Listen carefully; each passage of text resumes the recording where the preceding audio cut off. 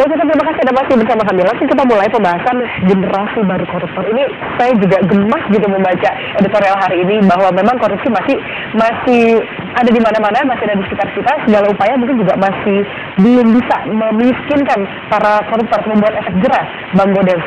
Apa sih yang harus kita lakukan untuk memberantas ini? Ada ide untuk memangkas satu generasi, ada kemudian remunerasi, ternyata juga tidak menggigit gitu. Ya sih. Sebelumnya saya akan paparkan sedikitnya ada 4 fakta terkait dengan generasi baru koruptor dari kalangan muda PNS. Yang pertama, Pusat Pelaporan dan Analisis Transaksi Keuangan sudah melaporkan kepada aparat penegak hukum maupun atasan dari PNS tersebut ada sebanyak 1.800 rekening sejak 1982, tetapi sampai sekarang minim tindakan, baik dari atasannya tidak ada tindakan, juga dari aparat penegak hukum. Itu fakta yang pertama.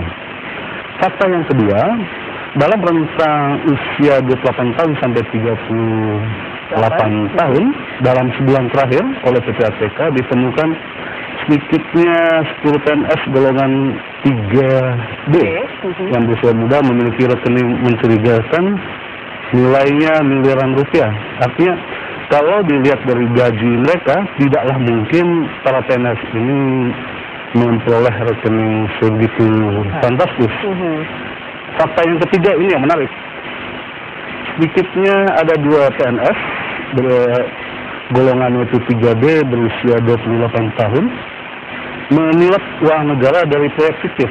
Jadi proyeknya proyek fiktif, uangnya dipilot, dan yang lebih menarik lagi melibatkan istri mereka. Istri kedua PNS itu dilibatkan di dalam memecah-mecahkan uangnya ke dalam berbagai rekening, termasuk ditransferkan kepada mertua lah, juga anak diasuransikan. Bagaimana anak berusia 5 bulan diasuransikan sekitar, untuk asuransi pendidikannya sekitar 2 miliar. PNS usia 28 tahun baru golongan 3B. Itu fakta ketiga. Fakta yang keempat yang membuat kita miris tentunya, ada 3 perempuan yang ditemukan oleh PPATK yang setiap bulannya menerima gratifikasi sedikitnya 50 juta. Jadi dalam rentang waktu mereka menjadi PNS selalu mendapat gratifikasi secara rutin, sedikitnya 50 juta. Apa arti semua ini dari 4 fakta yang dipaparkan? Bahwa korupsi itu memang tidak bisa diberantas. Nah, tentu pertanyaannya mengapa korupsi tidak bisa diberantas? Di dalam editorial tadi dikatakan hukum belum mampu membuat koruptor itu jerah ya. Mengapa tidak mampu membuat koruptor jerah? Kita lihat hukuman misalnya dari Pengadilan Tindak Pidana Korupsi misalnya, hukuman yang paling besar selama pengadilan korupsi itu lahir hanyalah kepada Abdullah Putih yang pertama, yang kedua itu kepada jaksa urip. Itu hukuman maksimal yang diberikan oleh pengadilan. Di luar 2 orang ini, hukumannya itu tidak pernah lebih dari 5 tahun.